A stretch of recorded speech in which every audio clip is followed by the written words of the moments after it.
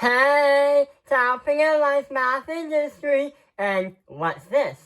Something and not nothing? But why are you gonna call the video something and not nothing? Well, we already know that this is a physics video. And what we're gonna do is understand every time we work on these kind of problems, and we're always looking for t, why do we always use the second kinematic equation?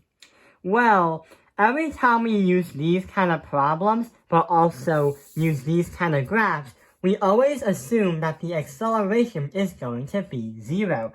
And there's a reason why that we always use the second kinematic equation to isolate t as a variable and try to find what your time in seconds is for your experiment. So let's take a look at what's going to happen.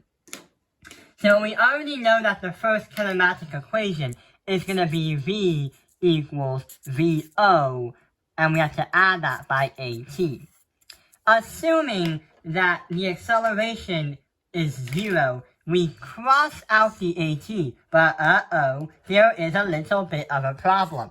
If your velocity equals your initial velocity, you can't really do anything else with that, and trying to do that, there's no t. But not only that, there's also going to create problems, because that's not what you're trying to actually look for. So, even though we have v equals VO, yes, it's true, but it doesn't necessarily help us in this kind of problem. What about the third kinematic equation?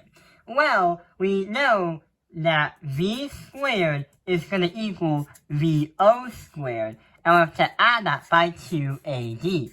Assuming that the acceleration is 0, we have to cross that out, but the problem is, just like the first one, v squared equals VO2 squared. Yeah, it's pretty much the same exact thing. So that one is kind of useless. But the reason why we want to try out to find d, when we say d equals VOT, then we have to add that by 1/2 of your acceleration times your time squared.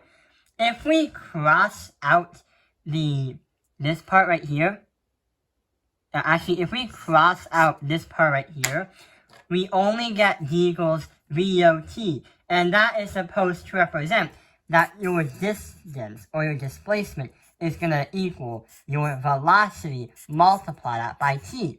And if you know that you can play around with d equals velocity times t, that is going to bring you from finding your t in seconds, but also it's going to deliver and drive you to this formula right there.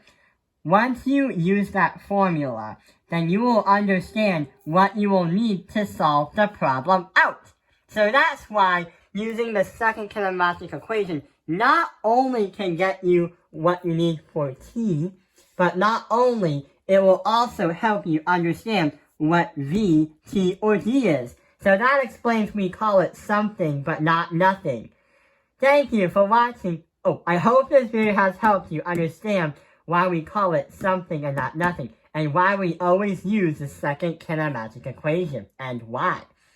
Thank you for watching Top Analyze Math Industry. Like and subscribe.